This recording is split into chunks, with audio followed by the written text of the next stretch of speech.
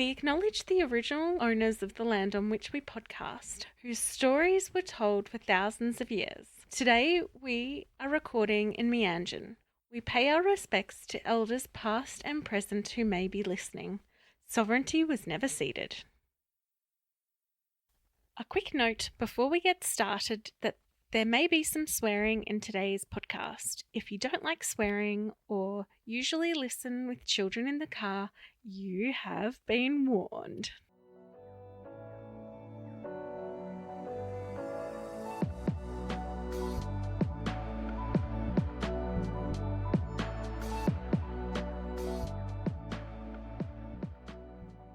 You're listening to What in the NDIS Now, a podcast where I, Hannah Redford, and my friend Sam Rosenbaum interview participants and providers about all things NDIS.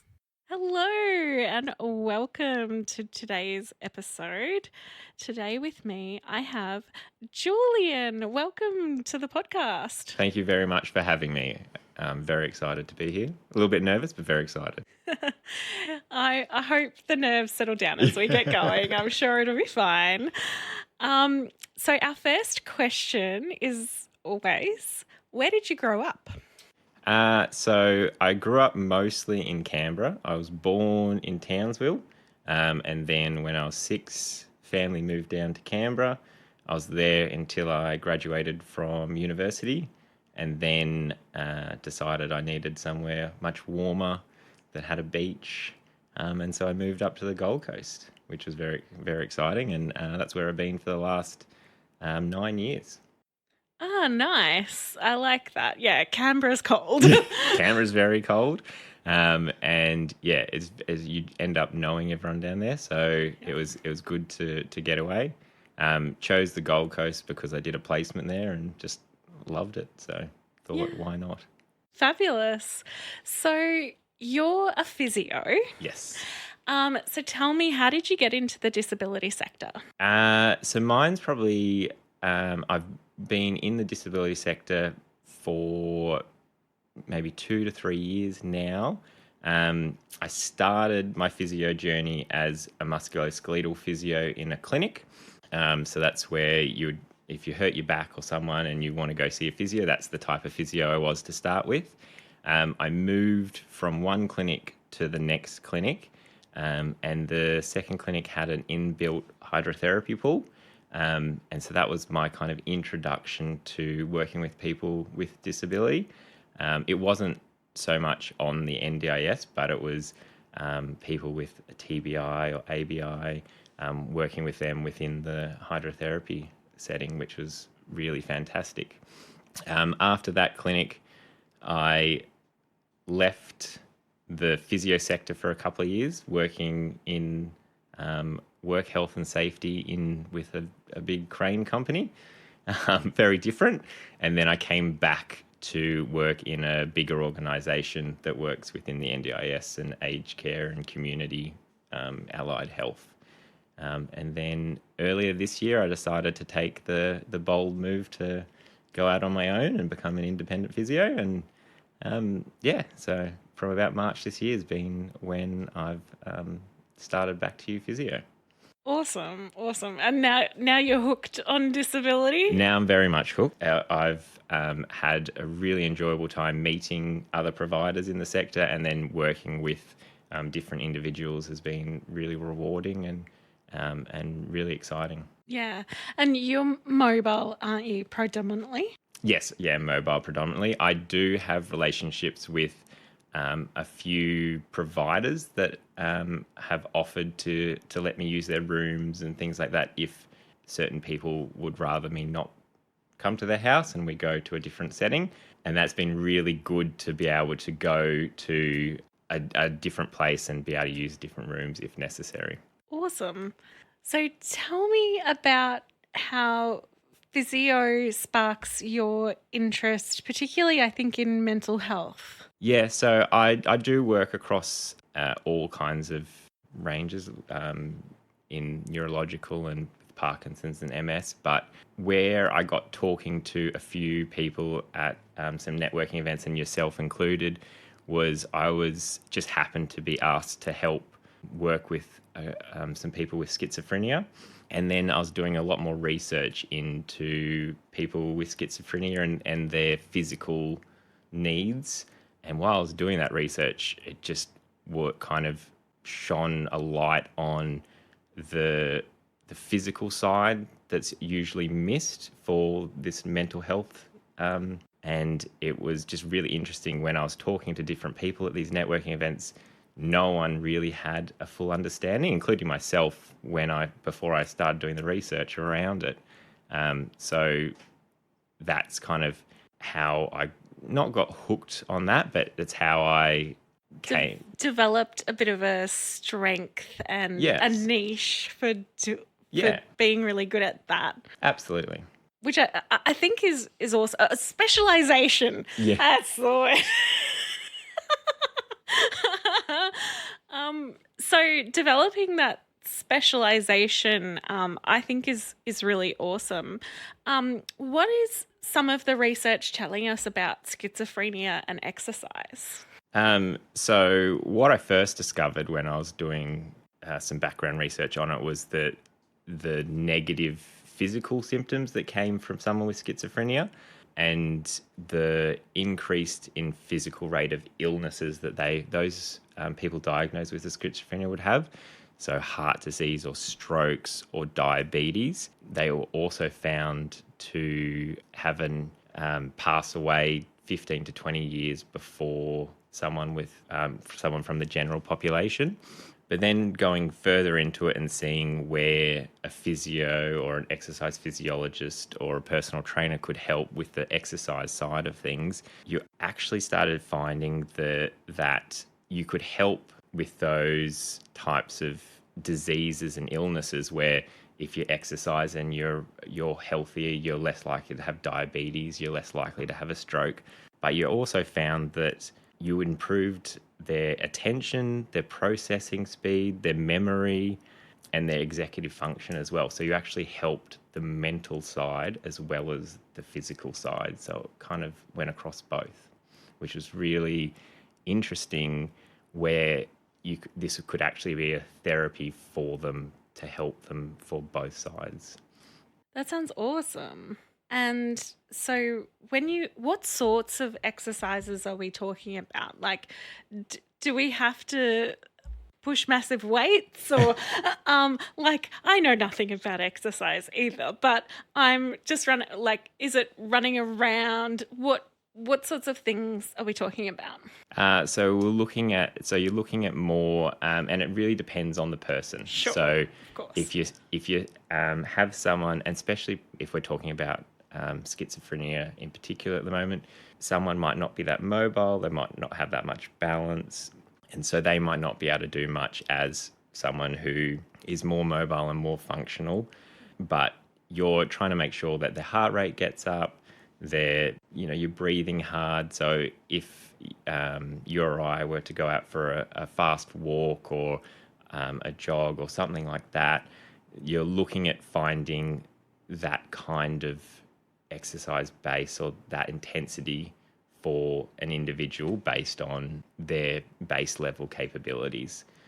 So a couple of people I work with, one person we will do, they struggle with their balance. So we'll focus on that first, and then we'll do a big walk around an oval to get the exercise component going. But it depends on their physical level and if they're carrying anything else, any pains or injuries as well, working around that. Yeah. What other research have you found about this? So it's mostly around, so what they found was the medications for schizophrenia, they can really help the biochemical side of things, but they're relatively poor at alleviating cognitive deficits. And that's where the exercise can come in. So what they've found in research is there's hippocampal deficits. What the hippocampus is the part of your brain that helps play a role in your memory, and then that's particularly vulnerable in schizophrenia. the exercise therapy can actually improve the blood flow to that area, and therefore you're improving your memory, you're improving other kind of executive type functions or to do with everyday life, making decisions, that kind of thing. That's all really interesting. So we've talked about schizophrenia. What about for other mental illnesses? Yeah, so I think there's a general knowledge in the world today that exercise is definitely beneficial for your mental health. And there's definitely some research around depression, anxiety, and general mental health. So with depression, it's not so much that if you're clinically depressed and you're in a depressive phase, it's not going to click the fingers and you come out of it. But they have found that exercise therapy can help prevent the next reoccurrence from happening. And then with anxiety, there's beneficial that like to manage anxiety levels and things like that. There has been some research around exercise therapy and exercise in general being able to help people manage through levels of stress and anxiety and things like that as well. I know even for myself, I am definitely a routine exerciser, and if I'm having a stressful week or anything like that, that it even helps me on those minor levels as well.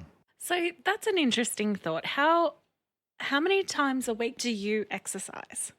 So personally, I will do 5 to 6 days in the morning for I like to do going to the gym, or I have a home gym, so going to my garage is my way of exercising. And then on the weekend, I'll like to do go for a surf. So it's more of a I also go with some friends, so it's a social type of exercise session where it's less about doing an hour straight of exercise, but also socializing and having fun as well. So for me personally, five to six times a week. But I think giving advice to other people of looking after their mental health through exercise, it shouldn't be that you've got to get up and you've got to do a 30-minute run or a 30-minute gym session each day or whatever, however many times a week. It's about finding what suits you. So it could even be you and your partner or you and a friend going for a walk in the afternoon and going for a 30-minute walk or something like that. That might be the right thing for you, just finding what works for each person individually. Yeah, great. So we've talked about physio helping people with different mental illnesses, which is probably outside of what we generally assume a physio kind of does.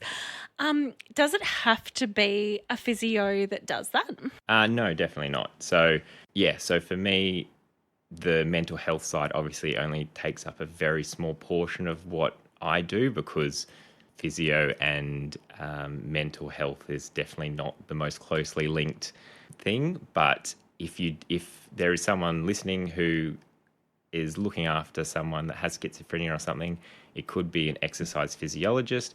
It could be like a personal trainer that can be involved as well. My only suggestion would be if this person has some other comorbidities, if they've got some pain or injuries or anything else that might be interacting with them, that getting an exercise physiologist or a physio on board to start with, to at least design a plan that could be carried out by themselves or carried out by support staff, would be the recommendation there. Yeah, great. And what is the main difference between a physio and an exercise physiologist? I do get that question a lot. There's very, very similar in terms of the theory they learn.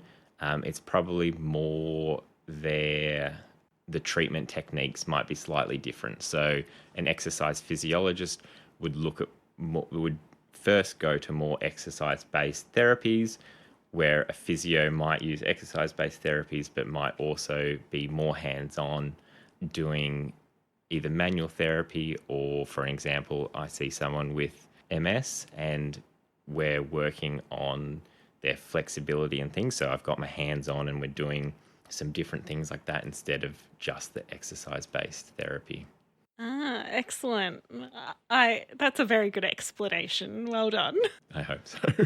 One of the things I've noticed in my work is sometimes when you go into a physio's clinic, you might only do the physio work when you're there. And even if they teach you exercises, it's hard to translate that back to home.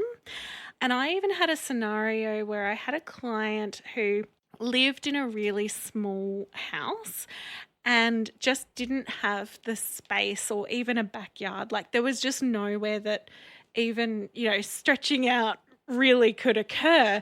But they hadn't let their physio know that actually the exercises they'd been given just wasn't possible in their space.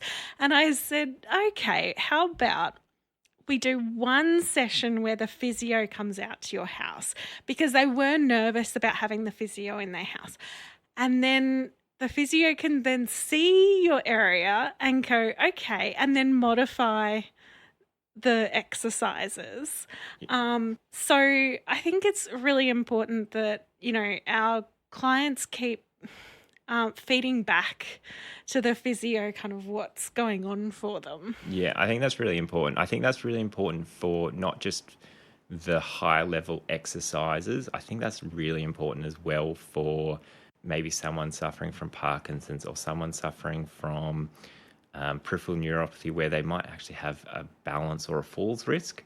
Because to give someone a balance exercise or something like that to improve their balance, you've got to kind of give them an exercise that challenges their balance, but in a safe manner. So when you're not there, you need to know that where they're doing it is a safe environment. So if you go to their house and you could set them up so they're in a corner or something like that, and they have benches around them, so if they slightly stumble or fall, you know that they're going to be safe and they're not going to end up falling over and hurting themselves and going to hospital or something like that. So even, from the area point of view of someone being able to do those exercises, but then taking that into other areas of physiotherapy where it might be a safety risk as well, is very important. Another scenario I often have, and I try to promote with a lot of my clients, is you can only see the physio or exercise physiologist once a week or once a fortnight or even just once a month. Sometimes you just don't always get the funding that you want. And so what I try to encourage is that physio to teach the support workers, so the times that they can't be with the physio, they are able to do those stretches safely because they've got the support worker with them. So when you're teaching support workers how to help the person do their exercises, do you sometimes try and get the whole group of support workers that are surrounding that person, or do you prefer to do it like one at a time? What's your strategy? So I would prefer doing, to be honest, as many as I can get at once. So if I could get everyone that would be seeing this person through the week, that would be brilliant. Quite often, I will only be able to talk to the support worker that's on the day I'm there, and then I'm relying on my stick figures or word of mouth or other written things to help progress it over. But if I could get more support workers there, it would be better. Because you can, whatever the exercise is, and I've had this with a client just this week where I got to show the support worker exactly what I was doing. And then as a physio, you're trained to look at certain body parts and movements, and we're trying to promote back to normal mobility. And so my eyes are focusing on certain things, and I can then tell the support worker, in this particular exercise, here's 2 points that I want you to be focusing on. Maybe they're doing a certain movement and I want their knee to be in a certain position. So being able to give that information directly to a support worker is brilliant. So having more interaction with the team is the better. Just unfortunately, you can't always get all the support workers at the one time. No, I do understand that. So that's great. For my youngest child, one thing we tried to do is I asked the physio's permission, but I just filmed it on my phone so that we could then watch it to do it later, because I find the stick figures too difficult to follow myself. And so I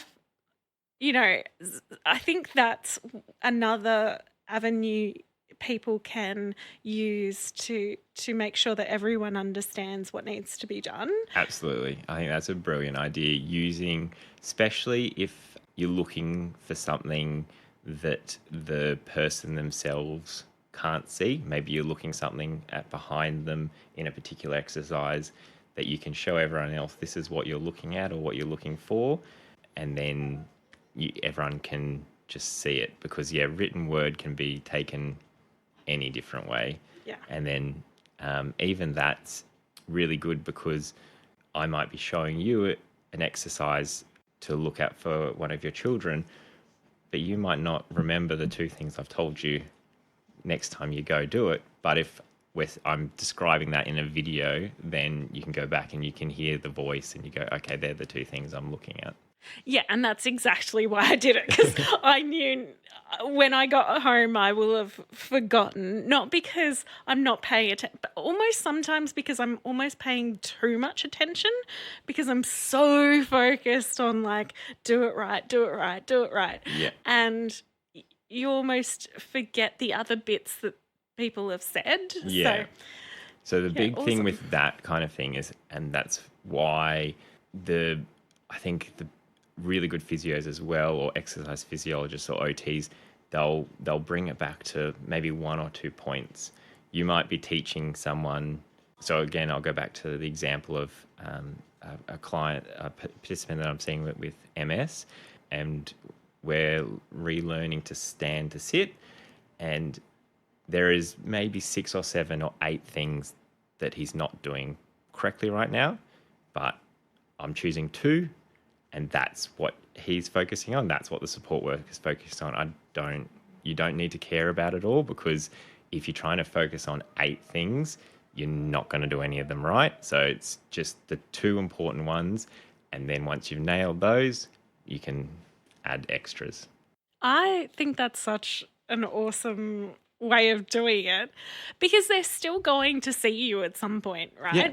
And so if, say it's during the week, they're practicing their sit to stand, and then they get back to you, you can focus on all 8 or 9 different things, but during the week, if they're practicing those 2, then by the time they get back to you, they've nailed those 2. You don't have to focus quite so hard on those 2, and then it's the next 2. Yeah. And a lot of especially if you're looking at stroke, or where you're trying to retrain the brain and retrain movements, the person's focusing so hard on all the things they need to fix. So if you can learn something and it starts to become a little bit more automatic, then you can actually take that focus away on something else. If you're trying to focus on all 8 at one time, you're not getting enough attention on any point. So you want to try and it might not even be a week. It might be, I might come back and see someone every week or every fortnight, but it might not be for a month or 2 months that we stop focusing on those 2 and we move on to the next one, because it started to become automatic. Yeah. Can you tell me a little bit about hydrotherapy and how that works? So I love hydrotherapy. I think it's very underutilized. So hydrotherapy is in a pool that's usually 32 to 33 degrees. Most only know because we're based here in southeast Queensland, but most public pools now have smaller indoor swimming pool that is that correct temperature, has a ramp, and so it's fantastic for hydrotherapy for people of all ability. But what happens is when you walk into the warm water, you become lighter. So if you're standing in the water and the water's about up to your hip, you're gauging that there's about 50% less weight on your feet. If the water's up to your chest, there's only about 20 to 30% of weight onto the feet.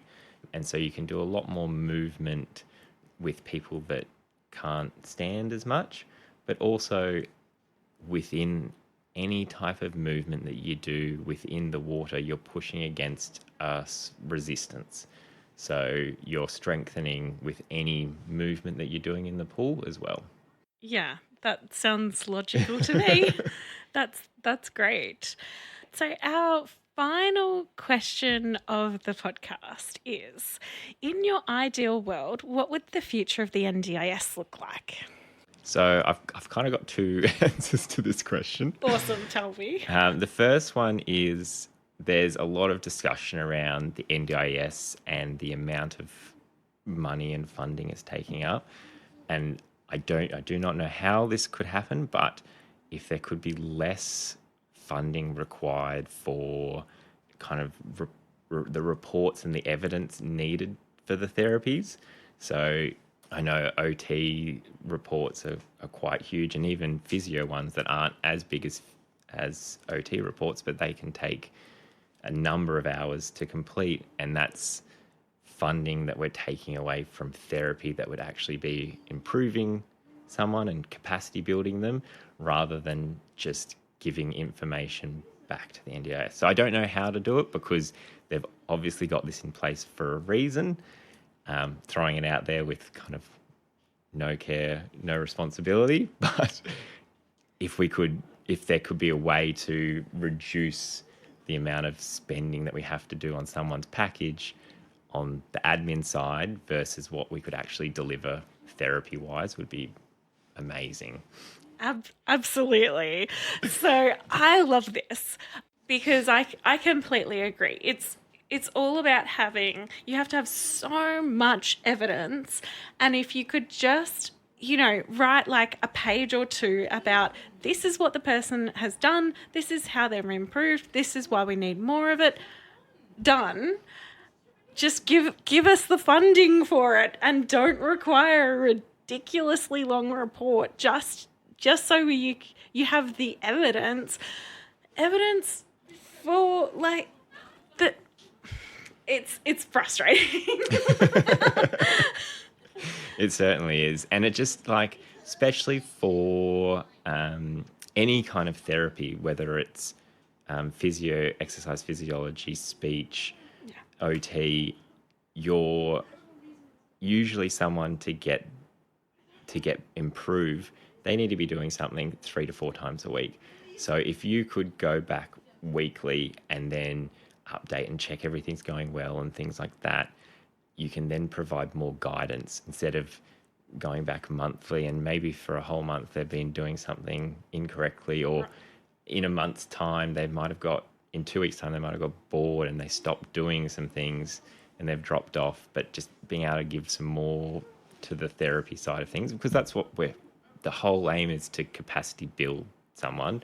And so to take that away for just report writing is frustrating sometimes.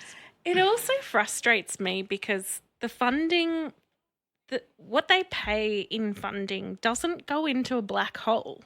It pays people like you and me, and then we pay taxes and we spend our money that puts money back into the economy. And so I get really frustrated with people talking about like this funding black hole, because I'm like, no, that's not what it is at all, because the NDIS pays predominantly for services for humans, and humans buy things and pay taxes, and so it's not a funding black hole. It's so frustrating to get people to understand this. No, that's very true. And I do love that point.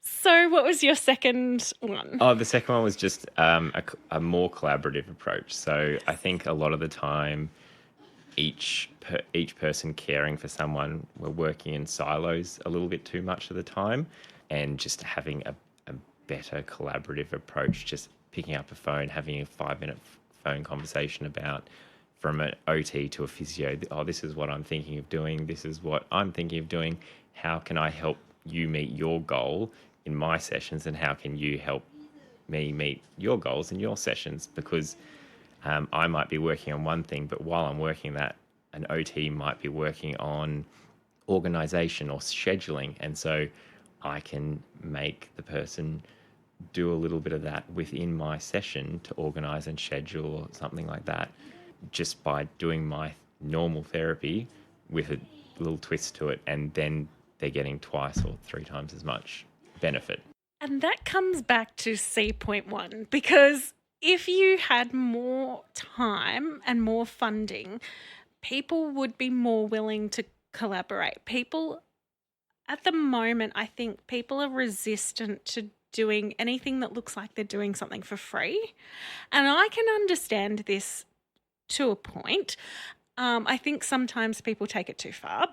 But anyway, the other thing too, I think is really important is those stakeholder meetings with all of those therapists together.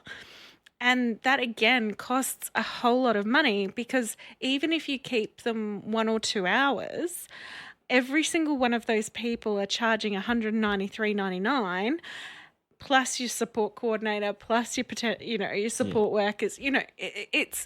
Then that session is a huge amount of money. So it would be I would love to see there be money for those stakeholder meetings put in. Yeah. But certainly, like, in my practice, the way I do it is definitely to try and get everyone talking to everyone else, as much as possible. I mean, it depends a little bit on their support coordination funding as well, because I don't always have the time to say, hey, this is this, this is this. Yeah. But I try to, and definitely a few of my high-end needs people, I'm better at getting everyone to collaborate. I think that it would be good if it could be done more often with even some of my teenagers, because I do think they don't get nearly as much funding. And so I probably haven't been as good at getting OTs and physios and everyone else to collaborate, just based on not as much support coordination funding. So but I don't think it's always down to the support coordinator. So where I've worked really well in the past, and I don't know why, but it's when an independent is working with a participant with multiple independents. For some reason, we talk more than if it's a company, and I'm not sure why, but it just seems to happen that way. But as a therapist, you're driving from session to session, and after a session, for some reason, me and this OT, when we were needing to just have a quick catch up, it's just usually on your drive anyway, so you're not wasting any time. You're driving to somewhere else, and just on the phone to have a quick chat of, this is what I'm working on, what are you working on, how can I help you? And it's like a 5-minute conversation. It doesn't need to be charged. And I think it could be more therapists to therapists as well, just take that initiative. Yeah, cool. I don't think it always has to be down to you, the support coordinators. You have a lot on your plate. Thank you for recognizing that. Well, thank you so much for coming on the podcast. Thank you for having me. It's been so wonderful to talk to you. So until next time, thank you. Thank you for listening. Please share with people you know. Until next time, as the Green Brothers say, don't forget to be awesome.